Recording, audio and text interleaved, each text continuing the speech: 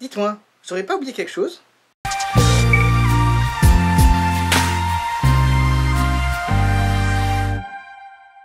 Alors, j'ose espérer que ça ne vous aura pas échappé, mais 2017, c'était une année hyper riche en termes auto.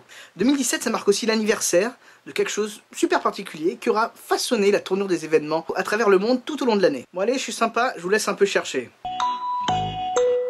Bingo! 2017 marque l'anniversaire des 70 ans de la marque italienne la plus mythique, j'ai nommé Ferrari.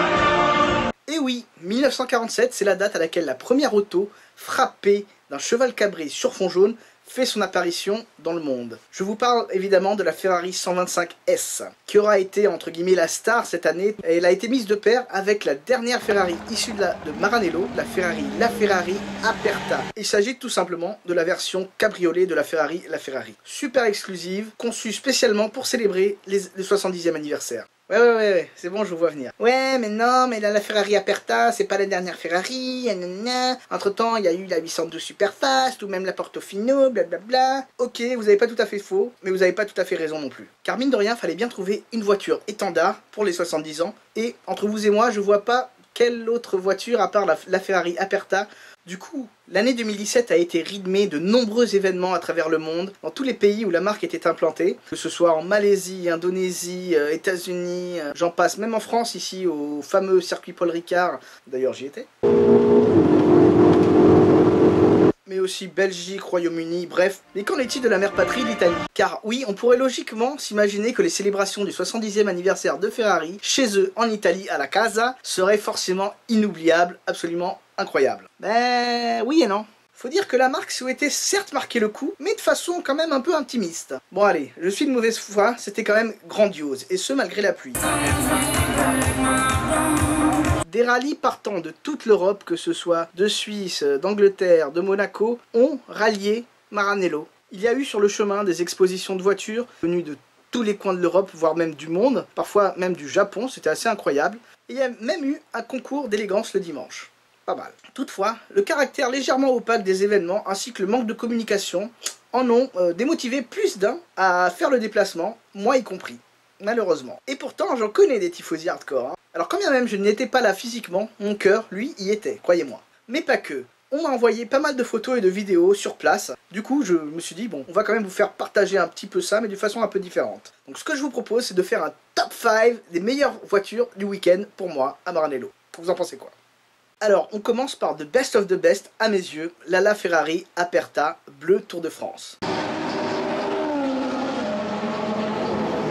Pour plusieurs raisons, tout simplement. Pour commencer, la couleur. Alors, certes, elle était rouge à l'origine, elle a été repeinte a posteriori, parce que Ferrari n'autorisait que 5 couleurs, donc c'est une couleur aftermarket si on veut. Deuxièmement, les jantes FXXK, ça c'est magnifique, et ça lui va à ravir. Ainsi que tous les petits détails blancs qui sont de toute beauté sur cette voiture. Et enfin, pour finir, un détail que je trouve absolument fascinant, que je pense peu de gens ont remarqué, mais du coup maintenant vous saurez, au niveau de la plaque d'immatriculation de cette voiture suisse, qui est 4717. Bon alors, 4717, j'en parle depuis le début de la vidéo, ça vous dit rien? En effet, c'est 1947-2017, donc je trouve que le petit clin d'œil comme ça aux marques, aux 70 ans, sur une voiture spécifique des 70 ans, en gros je vois mal comment on peut faire plus cool que ça. Alors en deuxième position, j'ai choisi encore une voiture suisse, faut croire que j'aime bien la Suisse. Donc en tant que grand fan de la Ferrari Enzo, je vois mal comment je ne pouvais pas l'inclure dans mon petit top 5, qui est somme toute tout à fait biaisé. Avec cette Ferrari Enzo, suisse, de toute beauté. Alors certes, il y en avait pas mal tout au long du week-end, mais bon, celle-ci en particulier, pour plusieurs raisons,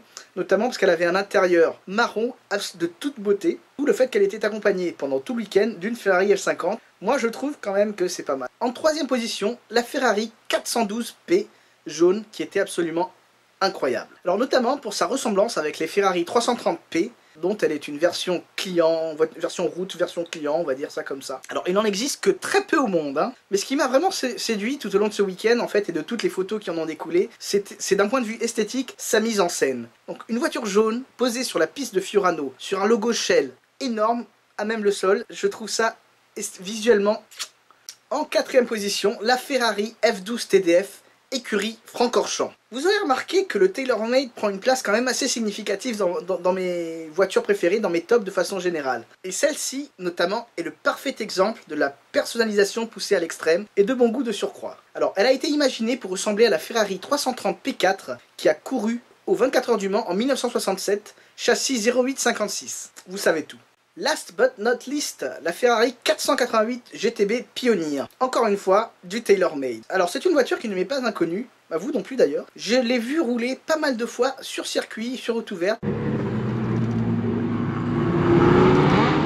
Franchement, elle est super jolie, je trouve. Avec cette livrée Pioneer bleue et blanche, avec les jantes dorées et bronze comme ça, empruntée donc à une Ferrari 308 GTB Groupe 4, qui a eu ses petites années de gloire, avec un petit palmarès quand même en termes de rallye dans les années 80, notamment lors de l'ex-Tour de France, plus connu de nos jours sous le nom de Tour Auto, qu'elle avait gagné dans les années 80 donc. Et d'ailleurs, c'est au Tour Auto 2016, il me semble, qu'elle a été présentée. Alors voilà, alors oui, j'en conviens, il y a très peu de classiques, d'anciennes, dans mes top 5 de façon générale, mais que voulez-vous? Ce sont avant tout les modernes qui font battre mon cœur. J'espère que ce nouveau format vous plaira. N'hésitez pas évidemment à me dire ce que vous en avez pensé, éventuellement des axes d'amélioration si vous en avez. Et n'oubliez pas les sempiternels likes et partages qui franchement me font chaud au cœur et aident grandement la chaîne.